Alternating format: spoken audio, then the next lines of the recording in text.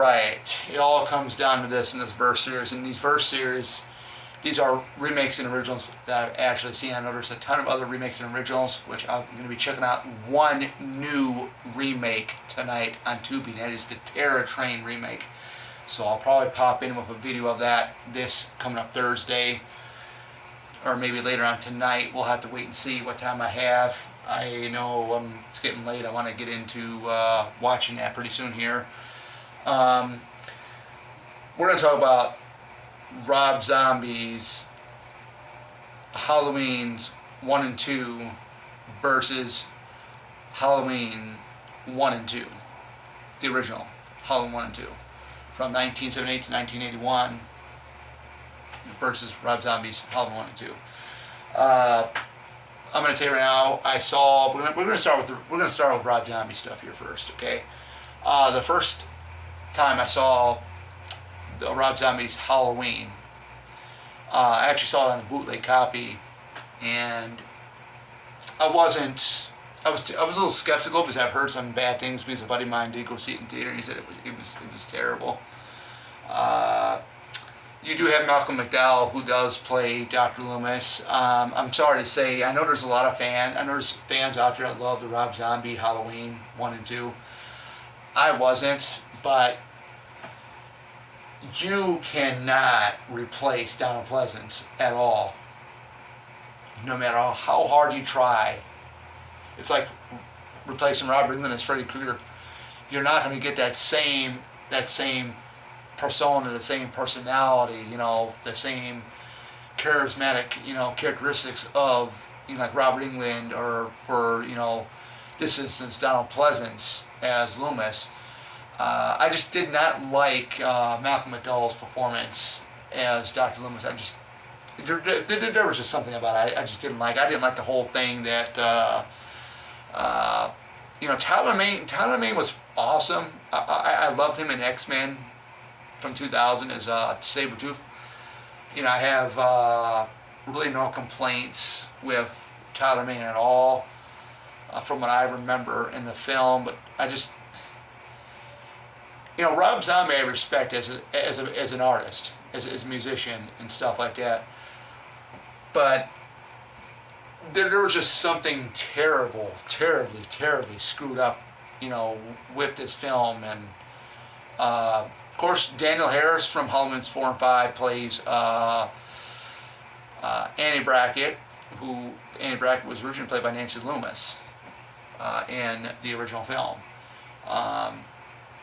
Now, Daniel Harris, I loved her as Jamie Lloyd in Halloween 4 and 5, but I didn't like her in this film. And then you got Brad Dourif, the voice of Chucky, that plays Lee Brackett, which that role was originally played by Charles Cypress. I don't know where to begin. Like I said, I'm just call it right now. And then we get to Halloween, Rob Zombie's Halloween 2, and I saw that. And it's all about the white horses, It's all about the white horses. And I can never figure out why. I think it was Laurie Strode that kept seeing the visions of, I believe it was Michael's mother in the white horses. And I just didn't understand the whole thing that Michael was like a hobo Michael. He didn't have like the mask or anything like that. And he'd walk around a hooded jacket on. And he actually would speak, And I said, this is really weird. Michael Myers doesn't speak. And I'm like, what the hell? But, and the thing that kind of really disturbed me was when Laurie kept seeing visions of Michael's mom. And if I can remember correctly, because I only seen it one time, Laurie was down on her hands and knees, and I forgot who was holding her down, but she kept saying something, "Mommy, mommy, mommy," and this and that. I thought that was very, very disturbing. I thought one of the most disturbing things was going back to Rob Zombie's Halloween 1, was when that female patient was getting raped by the security guards in Michael's room, and he's sitting at the table, he ain't doing nothing until he finally just snaps and just screws both of those security guards up big time. He actually saved that patient, but that whole rape scene in that, which is just way too much. I think, I mean, everybody knows what rape is, but to see it on camera in a film, to make it look that realistic, it just bothered me a little bit. It was just one of those things. But going back to Rob Zombie's Halloween 2, what a piece of garbage. I mean, what the heck, I mean, I actually got, over here, I'll show you, which I probably showed on camera before, I got the deluxe Halloween box set from Scream Factory, Shout Factory, they're both the same thing, many years ago. It's out of print now. I got this because of Halloween 6, the producer's cut was supposed to be the only way to get the producer's cut was getting this box set, but they released it individually. But I got Rob Zombie's Halloween 1 and 2 in this box set.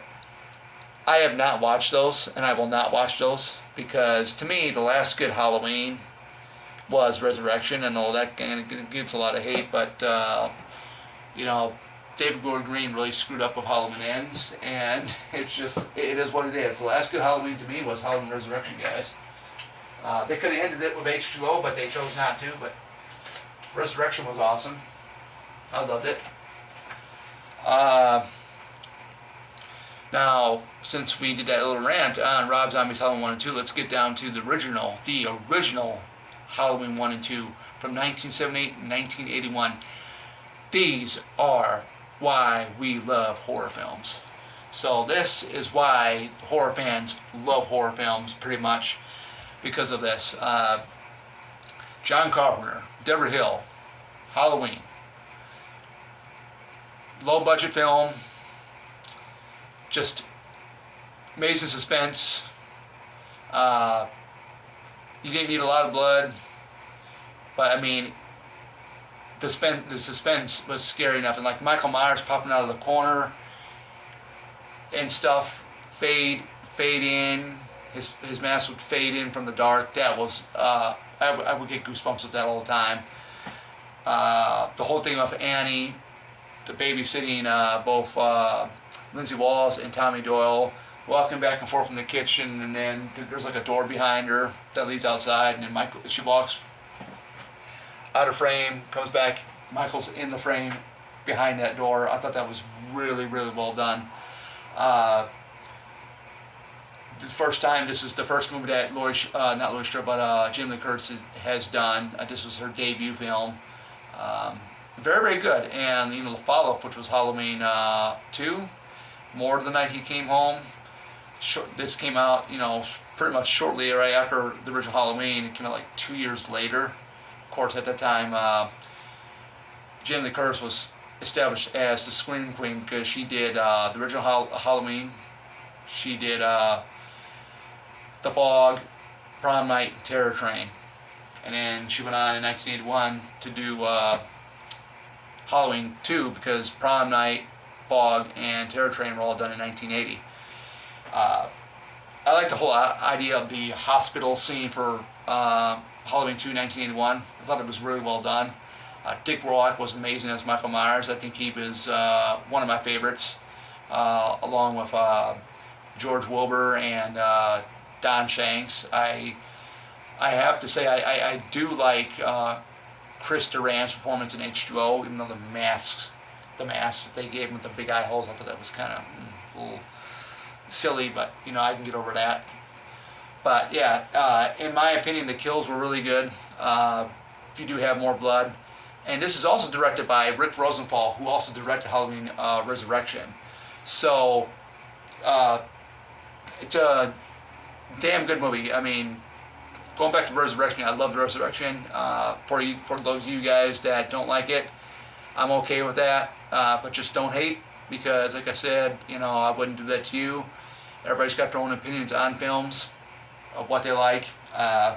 Personally, I loved Resurrection. I loved H2O. I mean, they could have ended it with H2O, but that was a cool twist what they did with Resurrection, with him faking his death, with putting a paramedic into his mask and his overalls, and he becoming the paramedic. I thought that was really cool because everybody was wondering, Halloween Resurrection, how are they going to bring Michael back? He got his head chopped off at the end of H2O. So that was a little pretty good of a little off the top of there with that. But yeah, Halloween, the original Halloween 1, the original Halloween 2, top notch, best. My favorites in the entire Halloween franchise are Halloween's 1, 2, H2O Resurrection. But if I had to say with the Thorn trilogy, I love 4 and 5. I love 5 because Don Shanks is the first ever non-white person to play Michael. He is Cherokee Indian. He's Cherokee Indian and some other Native American blood in him too. He's like Cherokee Indian and some other Native American Indian in him. So he's like half and half. I mean, I thought that was really cool, his performance. The mask, you know, some people don't like the mask, but I love the mask, so it was eerie. But going back with the original Halloween 1 and the original Halloween 2, definitely 2 of the best Halloween movies in this entire Halloween franchise, no doubt. I don't know if anybody can really even say, could argue with me on that one. If they do, I mean, that's okay. But other than that, guys, that is it with the Verse series so far. So, you know what my favorite is. The original Halloween 1 and 2 are my favorites. So, there we go. Take care.